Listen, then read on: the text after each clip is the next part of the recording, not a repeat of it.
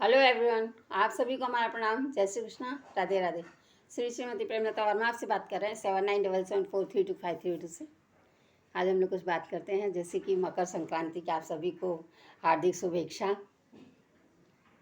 और आज हम कहेंगे कि जिस तरह से मकर संक्रांति पर बताते हैं कर्क रेखा जब आ जाती है तो मकर संक्रांति पड़ती है, तो इस तरह से सूर्य उसके नज़दीक आ जाता है।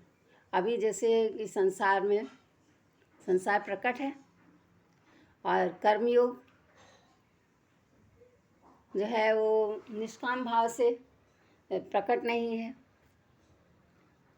अब निष्काम भाव अगर है तो कर्मयोग जो है बहुत अच्छा है, लेकिन अगर निष्काम भाव नहीं है तो वो प्रकट नहीं है। तो इसका कहने का अर्थ ये है कि यहाँ पर वो बताते हैं गुह भाग, गुह और गर्द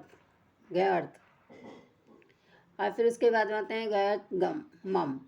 अब गर्द गम में जो है यहाँ पर बार बार जब हम जैसे ब्रह्मलोक में जाते हैं और वहाँ से फिर वापस जन्मते हैं, तो जो बार बार जन्म मरण होता है वो हमारा क्या है, अशुद्ध है। और जो हम भगवान के अर्पण हो जाते हैं और उनके ही उसमें जाते हैं तो क्या हो जाता है, गणतम होने से वो कैसा होता है, अलौकिक है। और गोह और गहतर होने से वो क्या है, लौकिक है, दिख रहा है संसार में। तो इस तरह से जो अलौकिक है वो बताते हैं कि हमें दिखता नहीं लेकिन दिखता है। तो किस में दिखता है, कर्म में दिखता है। तो इस प्रकार से जब हम आगे की शुभ और अशुभ की जो बात करते हैं, बार बार जन्म लेना और मरना, तो इसमें है ये इसको अशुभ बताया है। और शुभ ये बताया है जब हम भगवान के अर्पण हो गए हैं तो हम उनमें ही लीन हो गए हैं।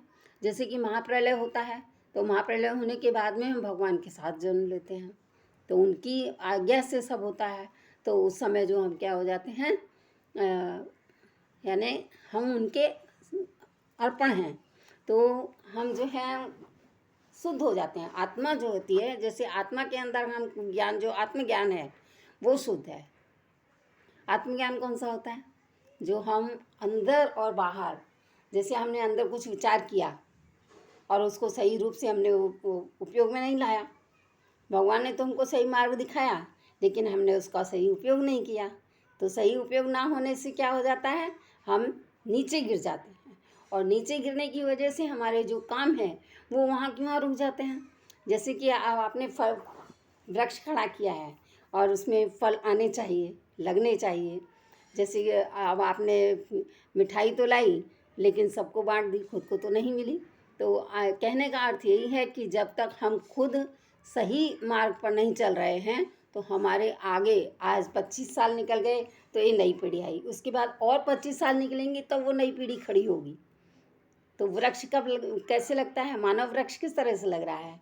तो जब उस वृक्ष को लगाना है तो उसी प्रकार से कर्म भी हमारे वैसे होने चाहिए, तब वहाँ से वो फलीभूत होता है, तब उसको वहाँ से कुछ प्राप्त हो पाता है। अन्यथा आपने जो वृक्ष लगाया वो वैसे ही अपनी मर्जी से आया और अपनी मर्जी से गया, वो वाली बात होती है।